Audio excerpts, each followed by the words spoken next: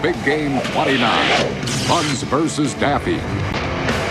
Welcome, everybody, to the Cartoon Network Sports Big Game pregame show featuring the matchup between that wascally wabbit, Bugs Bunny, and his sometimes friend, sometimes foe, Daffy, always good to his mother duck. I'm Len Dawson, and with me once again this year are my good friends Nick Bonacani, Jerry Glanville, and Chris Collinsworth. Joining us for the very first time, former NFL great quarterback Dan Marino. All right, Dan, Danny. Dan, being this is your first year with us on the Big Game pregame show, I have to ask you, what's your take on all of this? Well, tell me, these are cartoons, right? You're exactly right, yes. Okay. And they're playing in the big game? Hey, this guy's quick, isn't he? Yeah, better than he is. Okay, Chris? It's going to be hard to top that type of hype from the high-minded Dan Marino and all that insight, because I can barely express how thrilled I am about this year's matchup. Bugs and Daffy, these are two of the hardest-working players in the game today, or at least one of them in a duck. Yet they've been going out there and winning all season long. Chris, I tell you touched on exactly what makes these two players great. They're part of the old guard. Toughing it out in the trenches, game after game, week after week, not making any excuses, not signing those big endorsement deals like Marino, and not having their, that's true, not having their mugs plastered on every single back-to-school product you can possibly dream up. But the bigger point is that in this climate of new characters that come with all their fancy packaging, I don't think anyone could have predicted that Bugs and Daffy would be here today. Not so fast, Nick. I tell you who would have predicted it. Me. That's right. Make your little comments now. But that is exactly what I said would happen at the beginning of the season. And a classic matchup like this is exactly what the big game is all about. Two seemingly harmless species pitted against each other in a battle to the end. Duck versus rabbit, rabbit versus duck. It's a battle as old as time itself. The only thing as old as time itself is how long it took you to make that lousy speech. Lousy speech? How can you say that? I knew you would claim that you predicted this all along. That's why I saved a little tape back in September, and I want to roll it now. Write it down, fellas. Here's my pick for the Big Game 29. Thundar the Barbarian versus Scrappy-Doo. And I'll stand by that pick to the end. And you stood by it as long as Scrappy lasted in the playoffs. That's not my voice. I haven't seen lip sync that bad since Milli Vanilli. Yeah, I don't know. I thought, girl, you know, it's true. It was a pretty darn good song. Mr. Bravo? Oh, man. Who said that? Can I give you a hand? No thanks, dog. I'm a mole. Hey, how about a swig of that pop pooch? No, it's mine. Oh, yeah. It was mine. My soda. Hey, dog. Cash. I'm not a...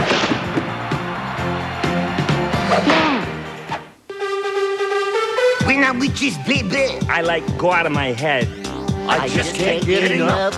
I just can't get enough. All the things you're doing to me and everything you said even. I just can't get enough. I just can't get enough.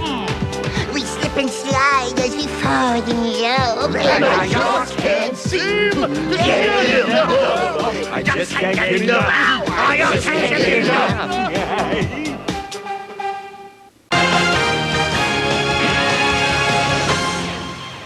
Welcome back to the Big Game pregame show. As most of you probably can guess, one of the players in today's big game is heavily favored to win. He's part Groucho Marx, part Karl Marx, part Brer Rabbit, part Jack Rabbit, part Killer Rabbit from that Monty Python movie. I'm talking, of course, about Bugs Bunny. How many rabbits are self-made billionaires, live on a Beverly Hills estate, and pal around with the likes of Hugh Hefner? Only one, Bugs Bunny.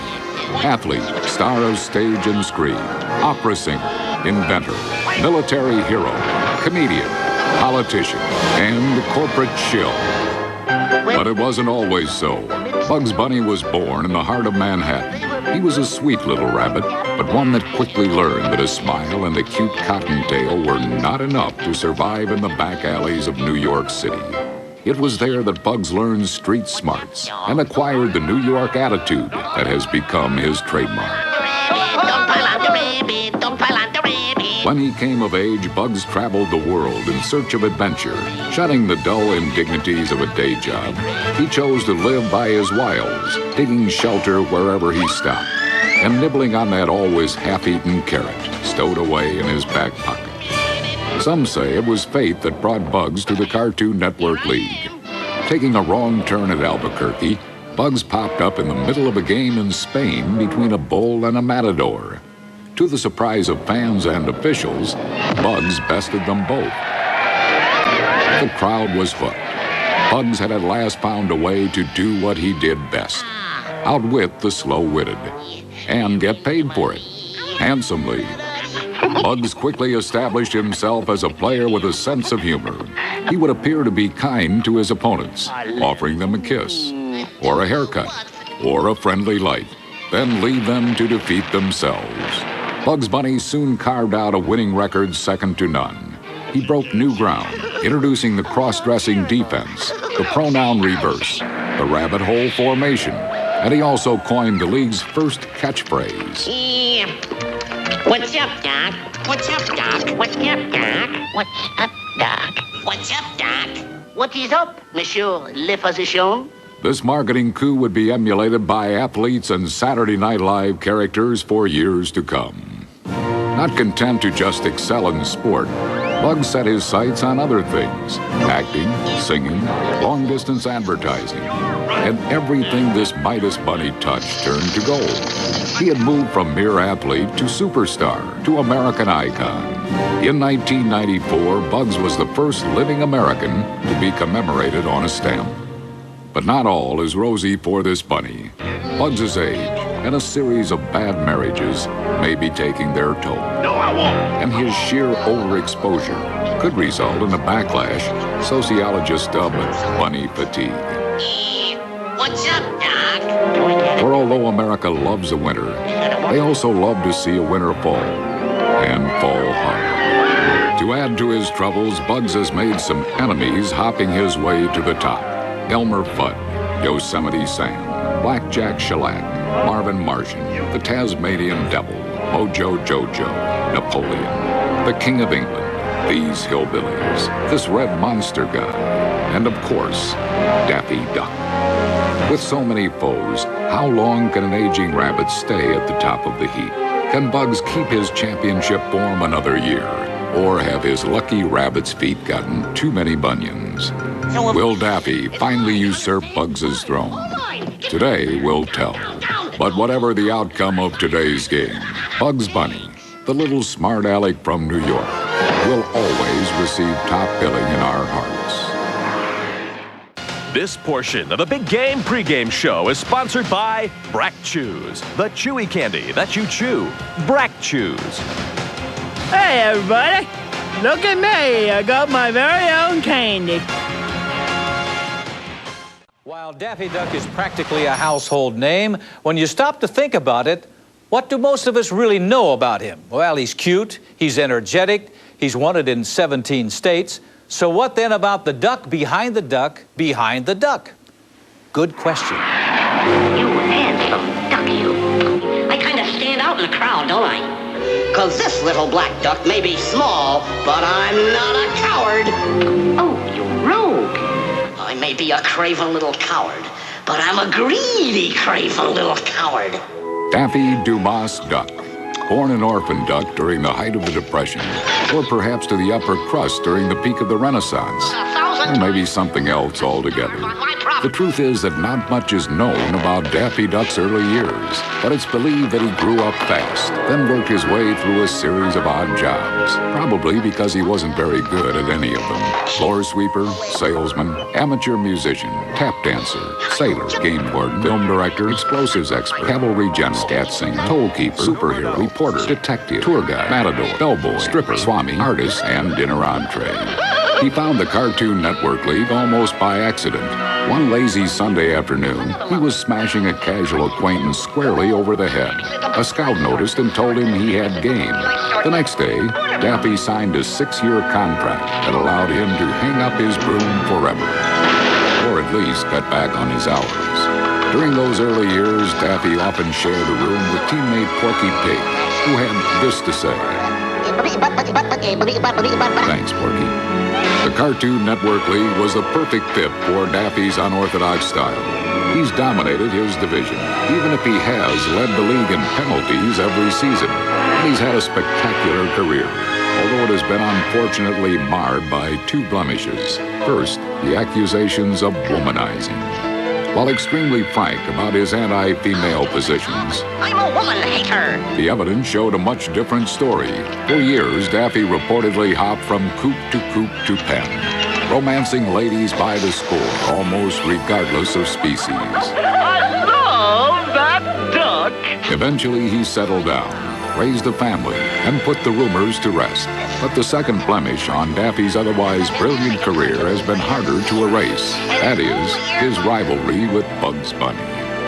In meeting after meeting, the bunny has bested the duck. And while he's had a storybook career, Daffy now risks going down in the record books as the guy who couldn't win the big one. Will that change today?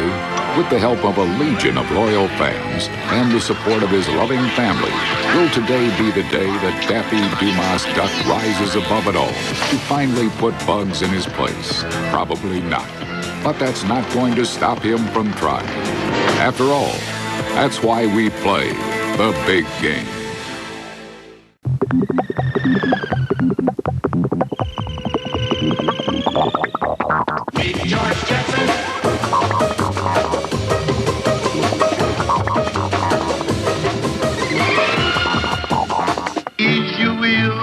Is you ain't my baby. Maybe baby's found somebody new. But they don't think my baby is still my baby true. This portion of the Big Game pregame show is sponsored by Brack Chews, the chewy candy that you chew. Brack Chews. I can't find my shoes. Come to think of it, I can't find my legs either. Hey, do people know where my legs are? I don't know where they are. Ah! In a sport as complex as this, many aspects of the game can be taken for granted or even overlooked altogether. Field conditions, caliber of equipment, tipping the refs, and such is often the case with fashion. So for a closer look at how the uniforms affect the game, we go now to Cartoon Network's Fashion Stop. To paraphrase the immortal words of ZZ Top, everybody's crazy about a sharp-dressed man. Words of wisdom that can also be applied to rabbits and ducks. And that's why players like Bugs and Daffy go the extra mile to make sure they look good at game time.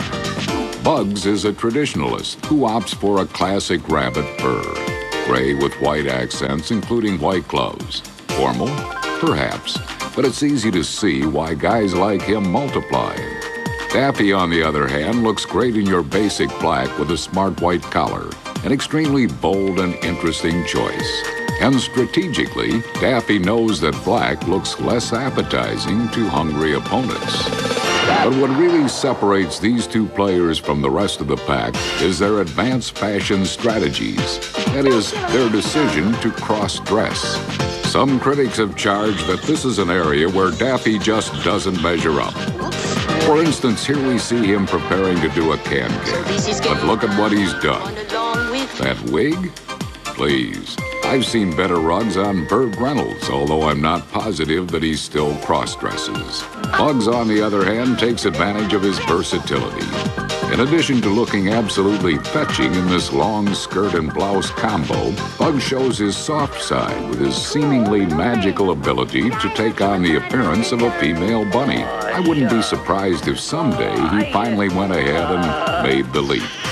As for today, look for both of these players to change outfits early and often.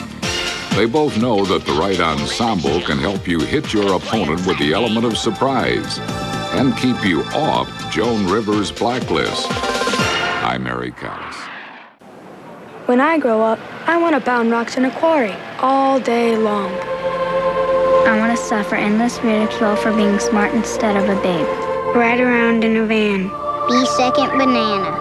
I want to stay barefoot and in the kitchen. Yabba. Yabba. Yabba dabba jinkies. When I grow up. When I grow up. When I grow up, I want to pass the same curtains in the same window day after day after day after day after day. This portion of the Big Game pregame show is sponsored by Brack Chews, the chewy candy that you chew. Brack Chews. Now it contains 50% less horse meat. It's often said that behind every great man is a great woman. Behind every great player is a great coach. And behind Jerry Glanville is a pile of Nilla wafers this high. Hey! Hey! But back to the coaches. I'm joined now by the two coaches of this year's big game, Bugs Bunny's coach Dexter and Daffy's coach Mojo Jojo. Gentlemen, thanks for joining us. Hello. Greetings, Christopher. Mojo, Daffy's clearly the underdog in today's matchup. How does that affect your strategy? Underdog? He is not an underdog. You're implying that victory is unlikely, doubtful, contrary to reasonable expectation. That is not the case. You are stupid. Of course he is the underdog. Anyone who dares to compete against my rabbit is the underdog. Your rabbit? I was speaking metaphorically, Chris Collinsworth. Something you would not understand, seeing as you do not even know how to spell your own first name. Have you ever heard of the letter H? Yes. My genius brain has developed an unstoppable strategy. It combines a Vince Lombardi's power sweep, the sassy moves of pop idol Britney Spears, and Attila the Hun's glorious turn and burn pillaging of Europe. Bugs will easily burrow through Daffy's defense, scoring effortlessly past this stupid duck. It's true, burrowing has worked for Bugs in the past. How will Daffy handle that, Mojo? Burrow. I hope Bugs Bunny does burrow so that he can take another wrong turn, just as he did in Albuquerque. Pismo Beach, why was he looking for that beach anyway? Long Beach is much nicer, or even Monterey. Then he could have gotten away from the smog. My point is that for too long, Daffy Duck has been living under the shadow of Bugs Bunny, just as I, Mojo Jojo, have been living far too long under the shadow of those rotten Powerpuff Girls. Okay, Mojo, I think we're getting a little off track here. Yes, stop rambling, you stupid monkey. Stupid monkey! Such insolence! My duck will outfly your bunny, outswim your bunny, and outfly your bunny! And when we are done, you will go crying back into your laboratory like the little diapered baby that you are. That's great trash talk, Mojo. But exactly how is Daffy going to do that? With my top secret woohoo offense. Take a look.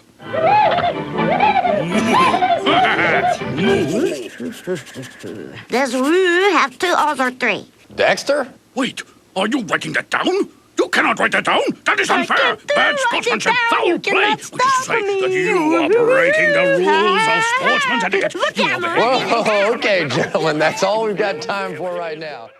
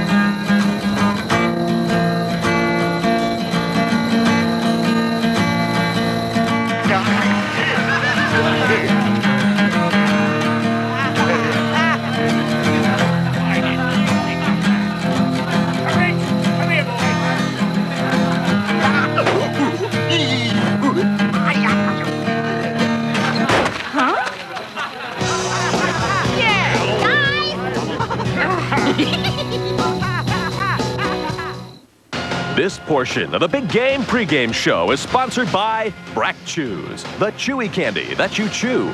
Brack Chews. If you look on the back, there might be a recipe or a coupon or something, but I'm not the one to ask because I don't look on the back. I tell other people look on the back at some other package and they, made cookies from it. One of the most beloved rituals associated with the big game every year, other than the toilet papering of Nick Bonaconti's house, is the tailgate party. And once again this year, Cartoon Network Sports has sent correspondents out into the world to cover these raucous events. First reporting from Bugs Bunny's official celebration at the Planet Hollywood restaurant in Pismo Beach is Tom Clark. Tom? Thanks, Len. I'm standing in one of the most sought-after locations in the world right now, the Bugs Bunny pregame gala. Hollywood has always embraced Bugs Bunny, and today is no different. The guest list reads like a dream episode of The Love Boat. Just moments ago, I saw Ricky Martin, Steve Martin, and Martin Lawrence going in. Now expected to arrive any minute are Leonardo DiCaprio, Sylvester the Cat, and Charo. It sounds great, Tom, but wouldn't an even more sought-after location be inside the restaurant where you could actually talk with some of these folks? That's a tricky situation, Len. You see, at this time, I can't actually get into the party itself, although I have staked out a premium location right here on the sidewalk, directly in the path from the street to the door. Now, apparently they're operating under a very mysterious and strict system in which people going into the party are required to possess some sort of secretly encoded paper device. Like an invitation. I can't confirm that that's what they're calling it, but if that's the word you want to use. Were you able to interview Ricky Martin or any other celebrities going in? I wasn't able to get an in-depth interview per se, but I did get a rather nasty bruise from one of Rosie O'Donnell's bodyguards. Excuse me? No, what? What do you mean? No, wait a minute. Hold on. Are you all right there, Tom? Oh, no.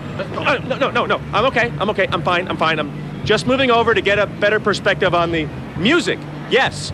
Oh yeah, I can hear it clearly now. It's, Elton John is on stage. Oh yeah, I believe he's playing your song or Little Genie. Yes, Little Genie, that's it. You know, it's always great to hear Elton perform live. Like, I remember, wait a minute. It might not be Elton at all. It could be Elton or Limp Bizkit. I'm gonna have to get to a better position to tell you for sure. I think I saw an open window down the alley. I'll check it out and try to get back to you later, Len. Back to you in the studio. Oh, thanks, Tom, great job. Going now to the other official tailgate party, we take you from Planet Hollywood in Pismo Beach to a bowling alley in South Lansing, and our reporter on the scene, Chris Johnson. Chris?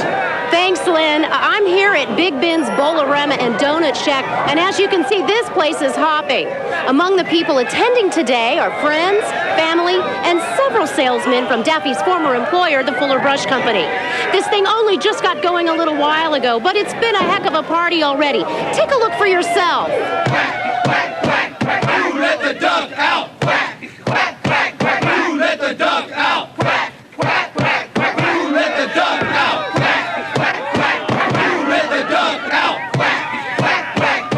Chris, are there any celebrities there, like at the Bugs party? Well, yes, Lynn, I do have someone here who claims to be Bugs Bunny. That is, however, under some debate. What's up, dude? Chris, this is not Bugs Bunny. Bugs Bunny's warming up for the big game. I mean, he wouldn't be here if he was Bugs Bunny. Yes, what about that? Why are you in a bowling alley in South Lansing so very close to game time? It's just my pregame ritual. I mean, the bowling is just good for the focus for me. And Big Ben, all you can eat donuts. It's just like, Ben, the donuts, thank you. What about carrots? Carrots. Don't do so well with carrots. Don't agree with me. Chris, Bugs Bunny loves carrots. I mean, this person's obviously an imposter. He's stealing our lanes. He's stealing our limelight. I mean, it's despicable what he's doing. I mean, seriously, it's despicable. I thought I saw a putty tat. Chris, that isn't even the right, that's not even the right phrase. I mean, come on, that's pathetic. I mean, we reserve these lanes, they're duck lanes, and he's taking them. What about that, Bugs? Well, these are actually rabbit lanes. They're duck lanes. These are rabbit lanes. Duck lanes. Duck lanes. They're rabbit lanes. Duck lanes. Look, they're rabbit lanes, and that's final. You said it. You just gave the lanes to Bugs. No, that's not what I meant. I made a mistake. That's not. No, I reserved the lanes.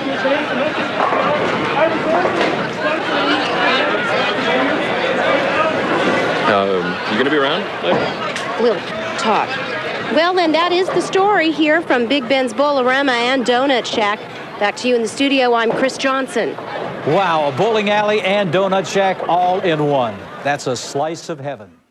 The big game is minutes away. The players are suiting up and making sure they have no embarrassing panty lines. Lenny, I hate those. Well, ready or not, gentlemen, it's time to make our prediction. Jerry, who is it going to be? I like Rudy. Call me crazy, but he's a survivor. The Australian outback is rugged territory. But as a former Navy SEAL... Jerry, first of all, Rudy isn't even on the Survivor this year. He's not? That was last year. And secondly, we're not talking about Survivor. This is the big game, Bugs versus Daffy. Who do you like? In that case, it's Daffy all the way. Bugs doesn't stand a chance. Pull out your Chinese calendars, gentlemen. It's the year of the duck. Sorry, Jerry, but I think maybe you had too much MSG because Bugs has got this one in the bag. Oh, I don't think so. Come on. Jerry, granted, Daffy really is a good player. Don't get me wrong. He'd fare well against Michigan J. Frog or an inch-eye private eye, but Bugs is a master, a Mozart.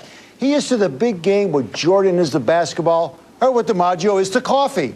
Bugs just does not lose games like this. He's just too good and too smart. Or maybe it's those 4 rabbit feet that he keeps in his pocket. I don't know, but I think it's Bugs all the way. He's going to need those lucky rabbit's feet today, Nick. Let's look at 2 simple facts. First of all, Birds have won the last 2 big games. Roadrunner beat Coyote and Tweety beat Silvestri. That's right. So there's the Bird advantage. Secondly, sure, Bugs has won a lot of games, but I think it's made him a little soft. So is the new guy going for the underdog? I'm tempted, but when it's all said and done, I still say smart money's on Bugs. So, Chris, what do you think? Well, you know, Lenny, these are 2 really fine competitors, and this is a tight game.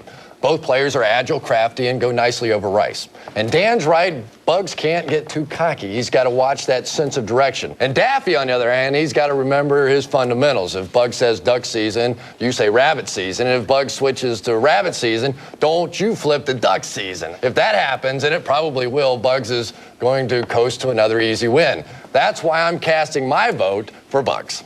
Well, once again, Jerry stands alone. Hey, I don't mind standing alone. I'm like the Lone Ranger. Yeah, more like Custer, I would say. Well, I'm afraid I can't be your Tonto, Jerry. I, too, believe in the bunny. Now let's look at the tally. Okay, Nick, Chris, Dan, and me are for Bugs. And for Daffy, we've got Jerry Glanville. You'll see, you'll see. I'll be king of the office pool. If Daffy wins, Jerry, I'll tell you what, I'll wear a dress. How's that? You heard that here. I'm counting on that. Can we move along right here? Because I'm not real comfortable visualizing Nick in a dress. Good call, Dan. That's the best audible that I've heard all day. Anyway, it's time to wrap up. So thank you for watching the Big Game pregame show. We'll see you at halftime.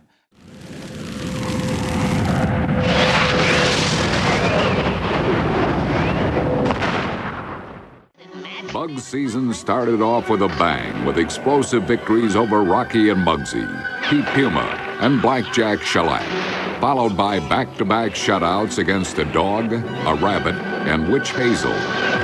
It wasn't until week 6 that Bugs was handed his first loss.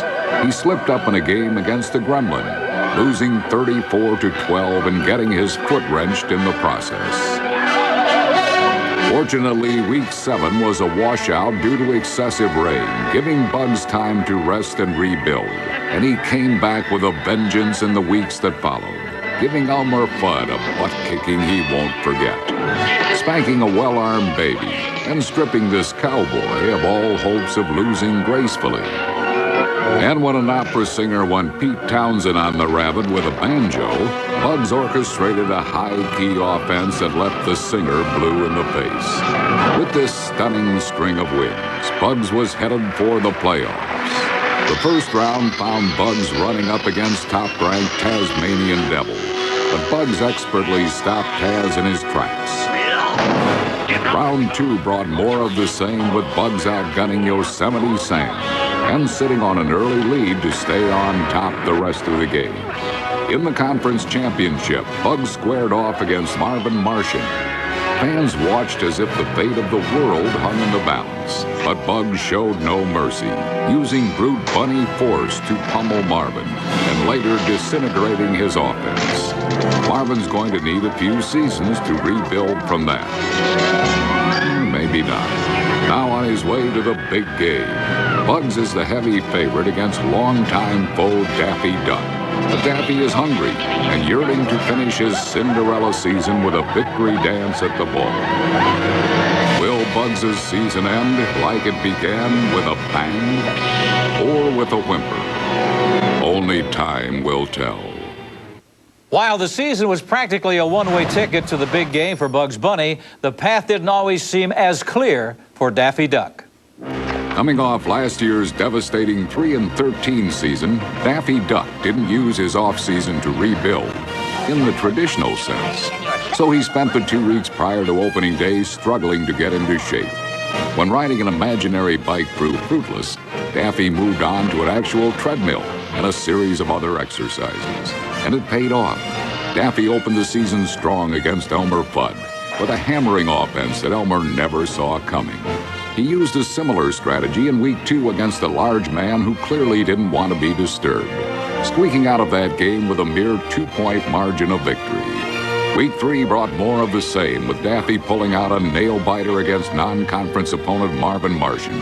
And it looked like Daffy might be on a roll until the injury. It was in a game against former CNL teammate Porky Pig. Ahead with a comfortable lead, Daffy suddenly took a nasty fall out of a hotel window. He managed to stay in the game, but was handed his first loss of the season. The lingering injury was surely a factor the following weeks when he fell to an extremely thin turkey, and then to a dog with a fancy slingshot. It wasn't until week 7 that Daffy was able to tiptoe his way through a minefield, literally, and upset longtime rival Speedy Gonzalez. And with a fortunately soft schedule, he snatched wins from such lesser-known players as the Moon, a bigger turkey, and some guy with a butter knife. With his injury behind him, Daffy changed things up a bit, bombing his opponents with an aerial display so awesome fans swore it must have been on the ground. But it wasn't. It was in the air. Oh, wait, let me check my notes. Yes, the air. Definitely in the air. Daffy then used his momentum to catapult himself into the playoffs, where as fate would have it, he once again met former teammate and longtime friend Porky Pig. This time they were playing for the conference championship and a trip to the big game. With his injuries well healed, Daffy left nothing to chance. Fans who witnessed the onslaught say they've never seen anything like it. Daffy's speed was superhuman, or super duck, if that's even a word. He routed Porky by a score of 43-0. Now clearly in top form, Daffy heads to the big game to face a foe who's always gotten the best of him. Even his own fans are asking the question, does Daffy have what it takes to finally win the big one? Or is he, as critics charge, just a lucky duck?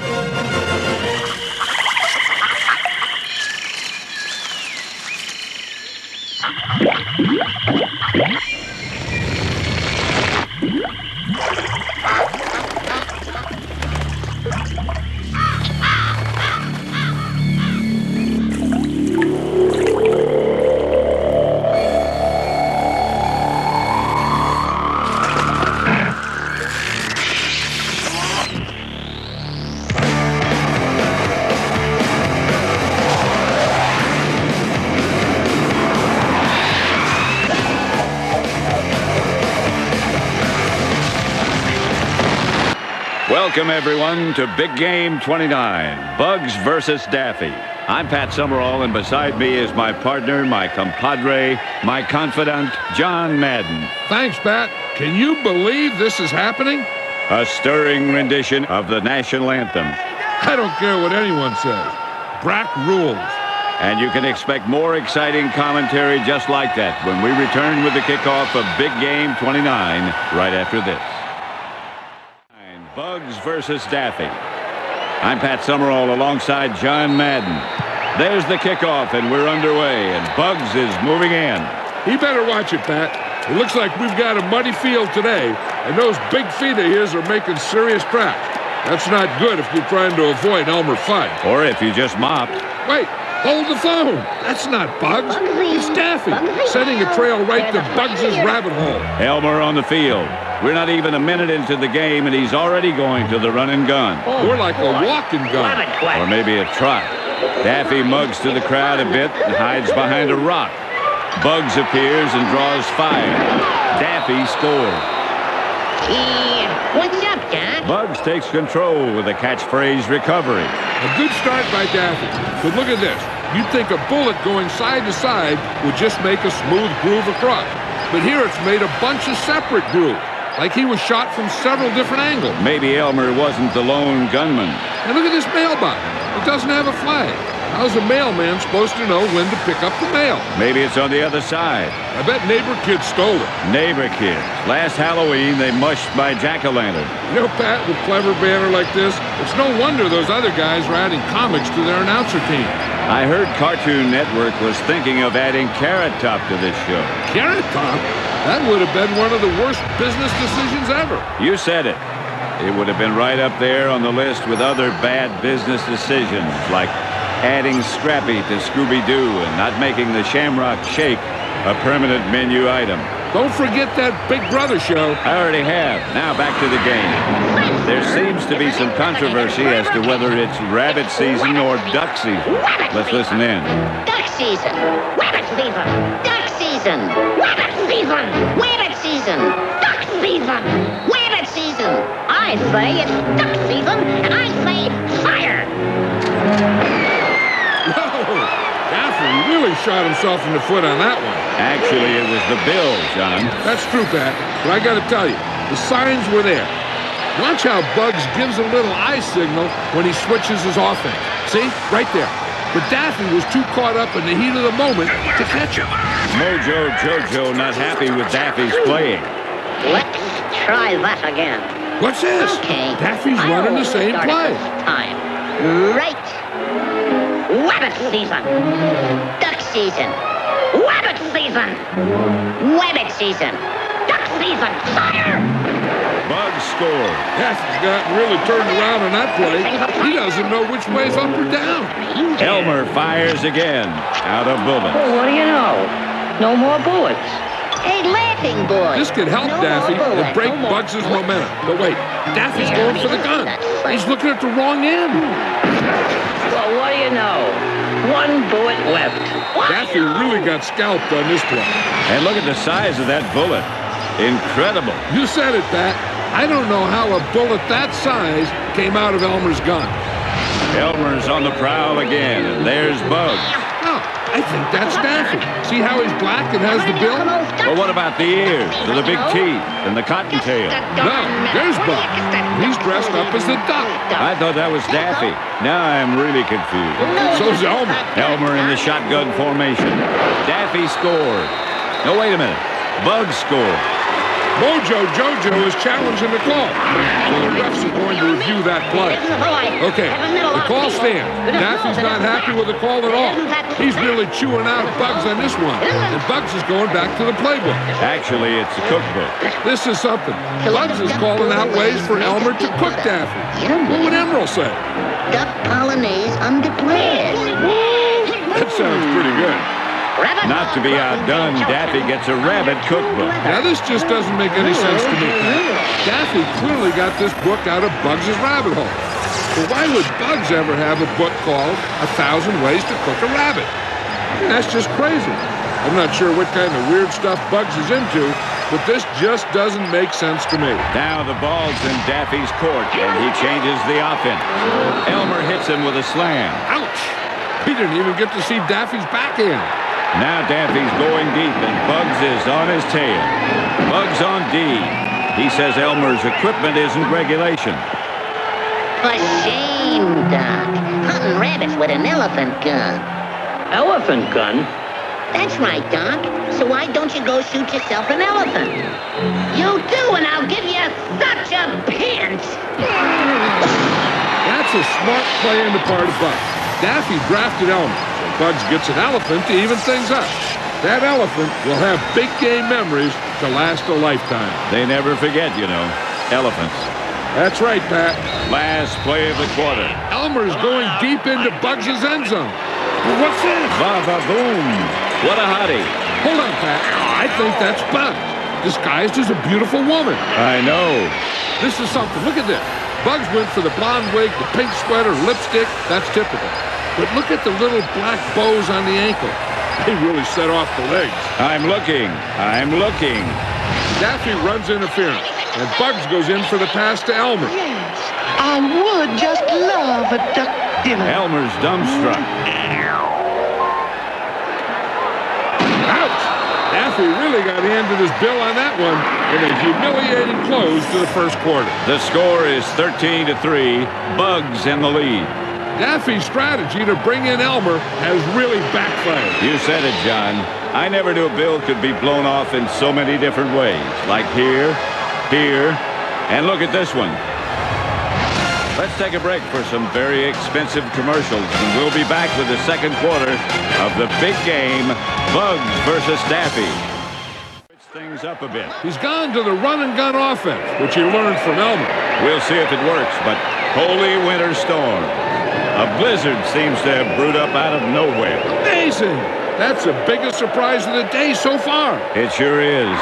Another big surprise was you forgetting to wear pants and the complimentary waffles in my dressing room. Now that was nice. I was also surprised by the wink the parking attendant gave me. Maybe that was because you forgot to wear your pants. That could have had something to do with it. And Daffy is on the move. He catches Bugs off guard, but Bugs doesn't seem fazed. He hops to his feet. And there's a brief exchange. Now it looks as if Daffy's holding. I'd say he's holding. He's blatantly grabbing Bugs' jersey. I can't believe the refs aren't calling that. Bugs reads the play perfectly. He kisses Daffy, and it looks like the run-and-gun offense has backfired. Even with the penalty, Bugs saw that play coming all the way. Daffy's just lucky he wasn't injured. With Daffy still on the attack, Bugs makes use of the decoy defense. This is something that's always worked for Bugs, and it surprises me because, honestly, the Snow Bunny doesn't look that much like him. He looks more like one of those extras from M. Butterfly. Or a very pale Jack Palance. I can see that. Daffy tries to stick him, and I don't think he ever expected this. That's right. Well, there are a lot of things that you might find under a decoy Snow Bunny. An Angry Bear is way down the list. Above Angry Bear on the list of things you might expect to find under a decoy Snow Bunny are more snow, your keys, or a little man made entirely of wicker and bamboo shoots riding a magical donkey named Mr. Sugar Britches. I had one of those as a kid. You were spoiled. Back to the action now, and Daffy is on the run. It looks like his game plan is falling to pieces before our eyes. If he's going to stay in this game, he's going to have to pull himself together and fast. It looks like he may have done that, thanks to a little TNT. And I'm not talking about the cable channel. No, you're not, Pat. Although that is a very entertaining network. I especially enjoy the reruns of ER. Me too. The rabbit hole has started to move, and I don't think Daffy has a clue. Technically, this should be offside. But as we've seen, these refs aren't calling a lot of penalties. With the dynamite right behind him, Daffy's going to push the lever down. I got to cover my ears. This was just a bad idea. Daffy has never had good luck with dynamite. And it's not something you want to test in a game as important as this one. Daffy's on the move again, still in a shotgun formation. He doesn't seem to be paying attention to any of the signs. And that's where Daffy always gets himself into trouble. He's walked right into another trapping offense, once again complete with an Angry Bear. Daffy is definitely having a bad bear day. Get it? Bad bear day. Where's Carrot Top when you need him? I heard he's in Branson, Missouri, performing in a one-man show with Pauly Shore. That's a hot ticket. Daffy's racing down the field now, but wait. He's taking a sign from Bugs. I don't get it. He ignores the important signs, then reads the signs from his opponent. Bugs moves fast now, quickly closing the gap. And Daffy's going to take a substantial loss on the play. Now, that was a broken play from the beginning. Daffy should have just gone down early, and then he might not have given up the big yardage. Moving down the field once again. Daffy is in Bugs' red zone. I've always wondered why they call it the red zone. I mean, it's not red. Wouldn't a more exciting name be the danger zone? The twilight zone? How about the no parking zone? Yeah, Pat. That's exciting, too. Let's listen to the exchange on the field. Is it okay to talk yet? That's a devastating play for Daffy. Especially when he was so close to scoring. Bugs is moving down the field once again with Daffy right behind him. I'm not sure why Daffy's sticking with a shotgun formation. Not only hasn't it worked yet, but last time it blew right up in his face. Daffy's in motion. Now he's running a flare pattern, but he's having some sort of a meltdown. Amazing. Daffy just froze and let Bugs break down the field. Daffy's gone back to his run-and-gun offense again. But Bugs is ready. He's set. road. That's exactly what the pros mean when they talk about having a solid front line. Daffy never stood a chance of getting through there. Getting close to the end of the first half, and Daffy wastes no time getting back to the line of scrimmage. Daffy should be called for intentional grounding, but the refs didn't call it. I can't figure out what the refs are watching. Could be last year's big game, Coyote versus Roadrunner, or maybe On the Waterfront. I love that film. Or they could be watching the clouds roll away. Maybe, but that's only likely if they're sitting on the dock of the bay. Back to the play now, and the ball has come loose. What is Bugs doing? I've never seen anyone get out of the way on a fumble. He must have a plan. The ball is up in the air and heading for Daffy. 3 Bears pop up, and now there's a mad scramble. I can't believe it. Bugs is already heading to the locker room for the half. He's not even going to stay in the field. And Daffy is going to let the clock run out and hope that those Bears don't eat him. So the half ends with the score Bugs Bunny 20, Daffy Duck 6. Coming up, we'll have our halftime show extravaganza. But right now, let's take a break for some commercials, and we'll be back with the big game, Bugs versus Daffy.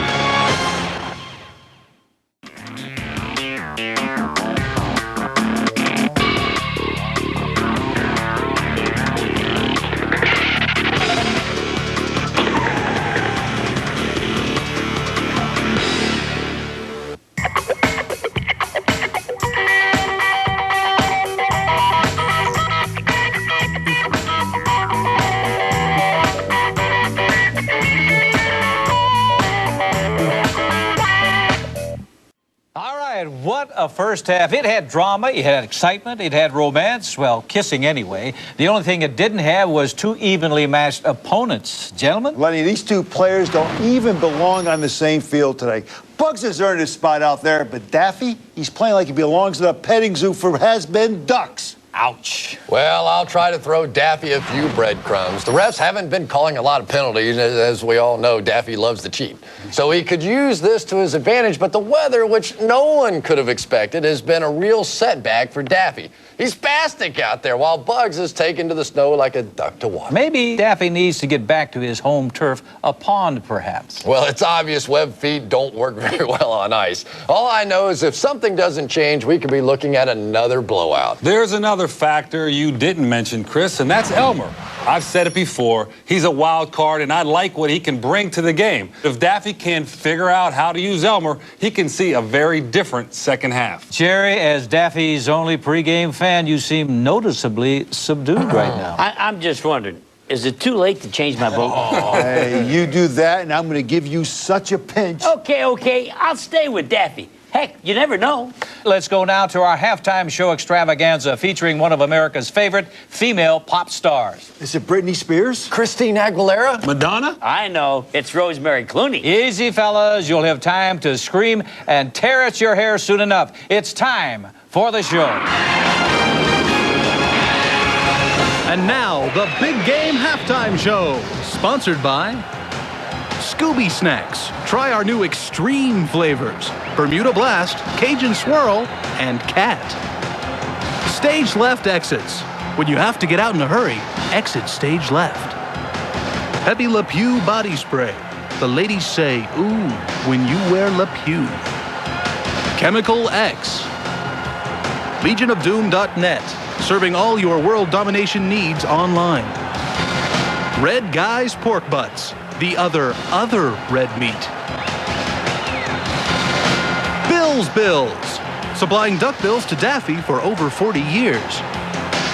America's hottest boy band in tune with their hit single, Baby, I'm Drawn to You. Sufferin' Succotash and other fine vegetables. Nothing livens up a party like Sufferin'. Spike, he's a really big dog. Spike. The Carrot Board. You saw what we did to those spinach farmers. Got carrot? Jellystone Park. Our bears talk. The Gary Coleman cartoon. Seriously, this is a cartoon. Quest Enterprises. We didn't make the Quantum Drive hovercraft. We made the Quantum Drive hovercraft better. MyAcmeOnline.com, home of the E-Anvil. And the First National Bank of Bedrock, keeping your stones safe for over 600,000 years.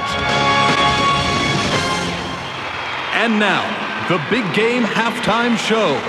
Ladies and gentlemen, please welcome the teen queen of pop music, Cow. We were laughing and having fun, and you thought I was the only one. My life is just a happy song, but that's when things went so wrong. Oops, I spilled the milk. What do I do now? I'm a naughty cow. Oh, your shirt is drenched, your hair is wet. You said you would do it back. You left me here in humiliation, a victim of spontaneous relaxation. Ooh, I spilled the milk. What do I do now? Oh, I'm a naughty cow. I'm a naughty cow.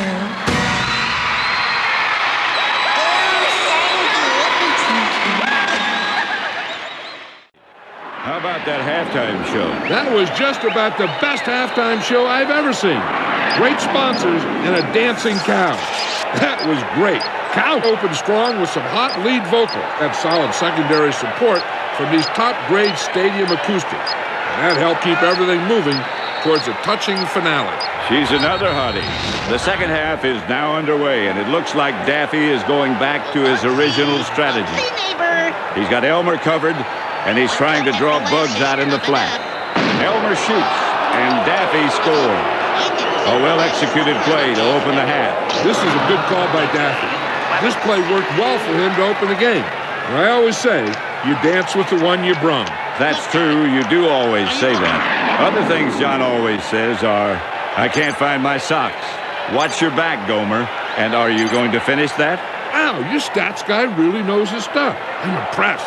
I'll tell him you said so. Let's get back down to the field where Daffy's in the hurry-up offense. I guess I'm the goat. Brutal. I'm a dirty skunk. Ruthless. Am I a bitch? Unsavory. That was a devastating series of downs for Daffy, just as he was getting his game back together. Bugs on the attack now, mixing it up with Elmer. Let's listen in. I'm not a stewing wabbit. I'm a fricasseeing wabbit. Fricasseeing wabbit? Have you got a fricasseeing wabbit license? Well, no. Do you happen to know what the penalty is for shooting a fricasseeing wabbit without a fricasseeing wabbit license? The refs are penalizing Bugs for unsportsmanlike conduct. Pat, they're upset with him for using the word fricasseeing. And frankly, that surprises me. I mean, it's a word that Emeril Lagasse uses all the time. It sure is. In fact, Emeril has other phrases that are far more questionable, like focaccia, grease the pan, that's a spicy meatball, blackened snapper, and nice gherkin. Maybe Bugs was just testing the refs. Both players are moving down the field now, but Daffy suddenly breaks away. He's in the clear, going deep, and he stopped. I'm not even sure what kind of play Bugs ran there, but it was some kind of misdirection, and Daffy fell right for it. Back to the no-huddle offense, and Daffy's in motion. But once again, he misses the sign, and it looks like he's in trouble. Daffy should be thrown for a serious loss here. He's run smack into a giant, abominable snow monster. He's going to have to think fast to get out of this one. There aren't many things that are worse to run into than a giant, abominable snow monster, but there are a few. That's right, Matt. They include two giant, abominable snow monsters. That guy from the Halloween movies, the original cast of Silver Spoons, and a really angry ferret.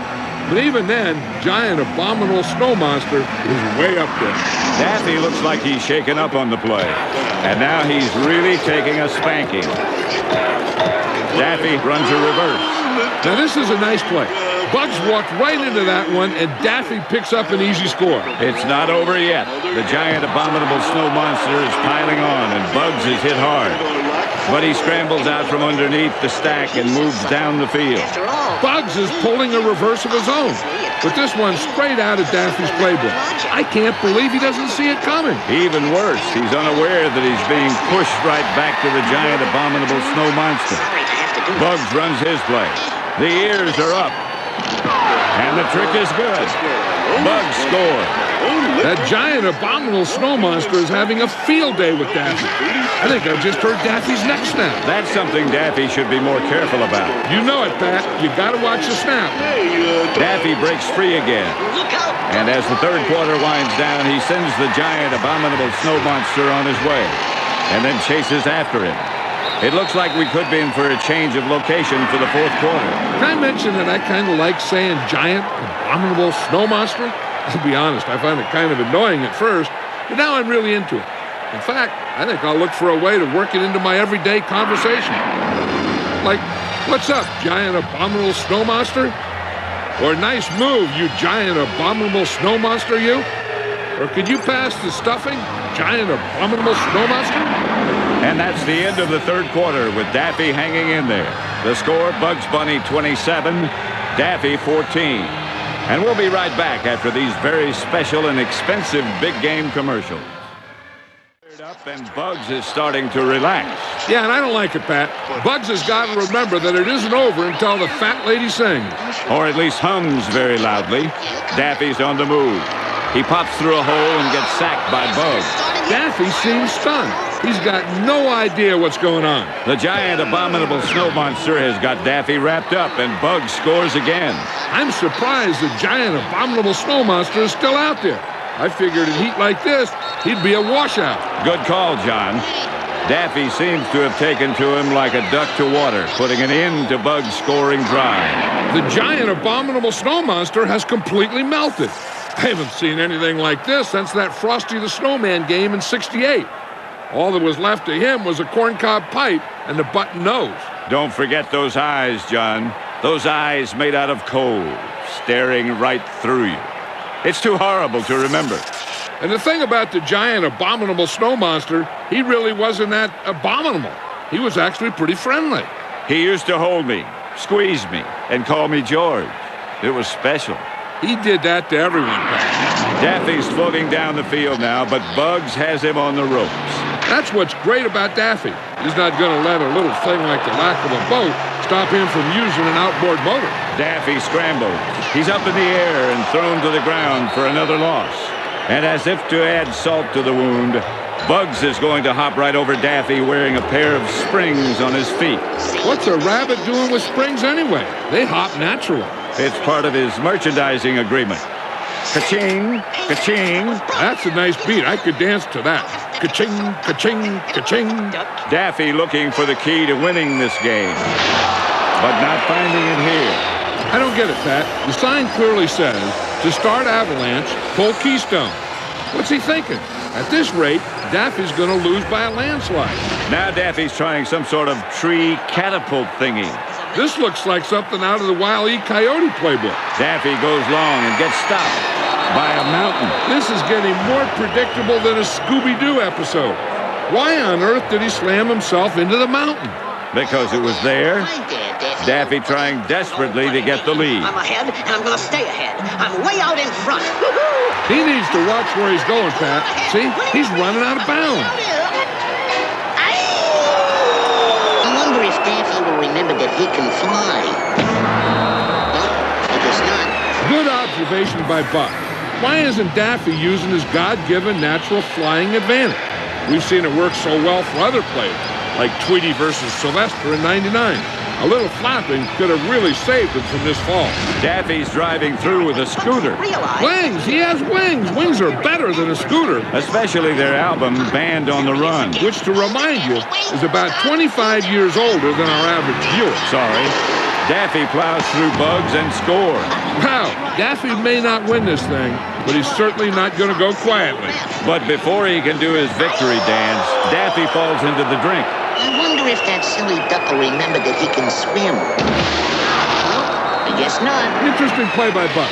Now, we've seen both players use signs to trick and mislead their opponent during the game. Rabbit season, mongoose season, or in here quick when it's a bear's cage.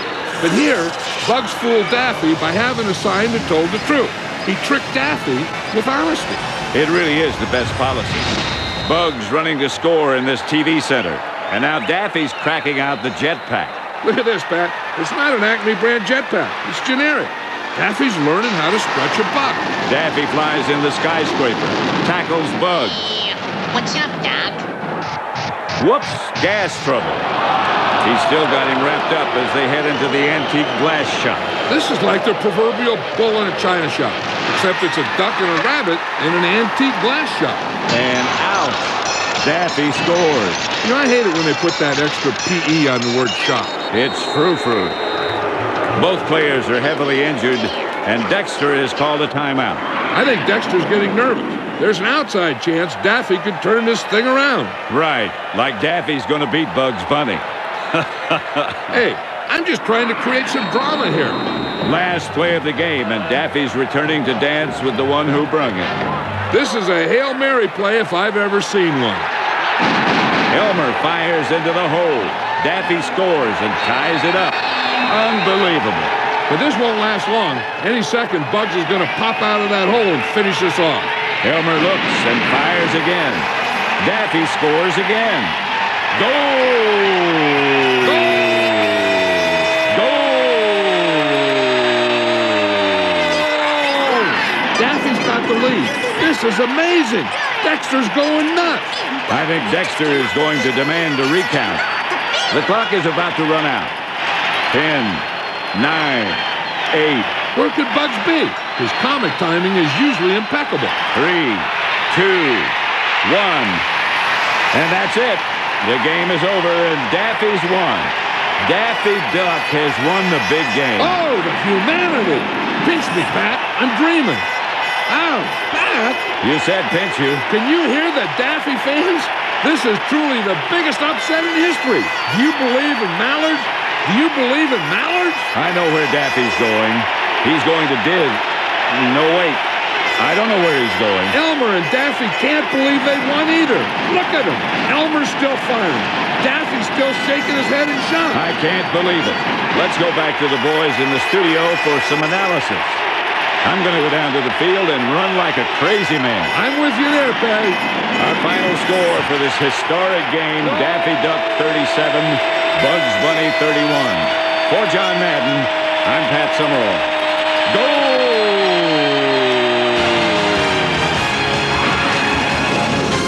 Oh, you gotta be kidding me. Oof. This can't be. It just can't be. I was right. In your face, Daffy, baby. Daffy rocks. Woo! Well, What Lynn is trying to say is this game seems to be over. Dan? Well, this is one heck of a big game. Another victory for Bugs, his 7th, and another emotional loss for Daffy. Dan, Daffy won. Bugs lost. But I don't have any script prepared for Daffy. You don't need scripts. You were right. That Elmer factor actually was a factor. Daffy used that to win the game. Right. That's what I meant. I'm gonna lose a bundle on this game.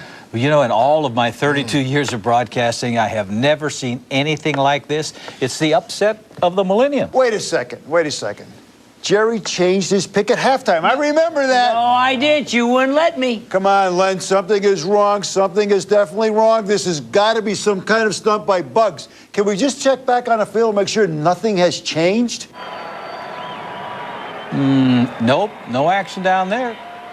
So it looks like this final is final. I'm the champion, the Lone Ranger. I think I'm going to be sick. Hey, Nick, I remember somebody saying they'd wear a dress if Daffy won. I remember it was Lenny. Lenny, my eye. I got the dress for you right here, Nick. No. There it is. Oh, is this strapless? Well, it looks like we're winding down here on the Big Game 29. Once again, the final score. Daffy, are we sure about this? Yeah, that's it, man. Okay, final score, Daffy Duck 37, Bugs Bunny 31. For all of us here at Cartoon Network Sports, thanks for watching, and good night.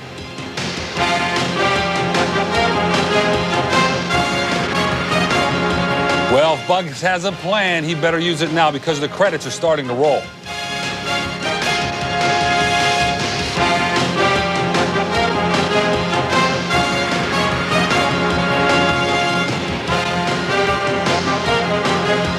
I'm telling you, this has got to be one of the last stunts by Bugs. It's got to be, you know. But these sequins aren't bad.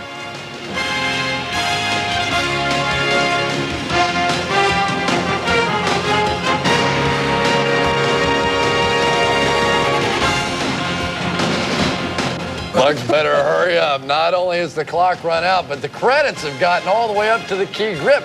And once you get past the key grip, it's going to be pretty tough to turn things around.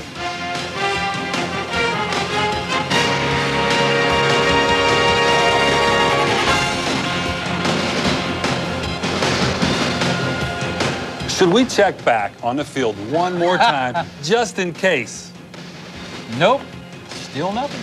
Unbelievable.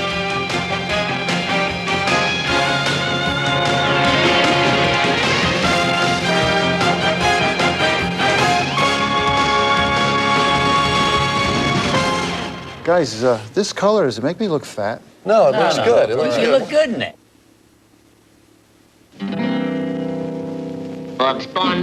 Would you take a look at that? Bugs cashed it all in and took off for Tahiti. He truly is a wascally wabbit.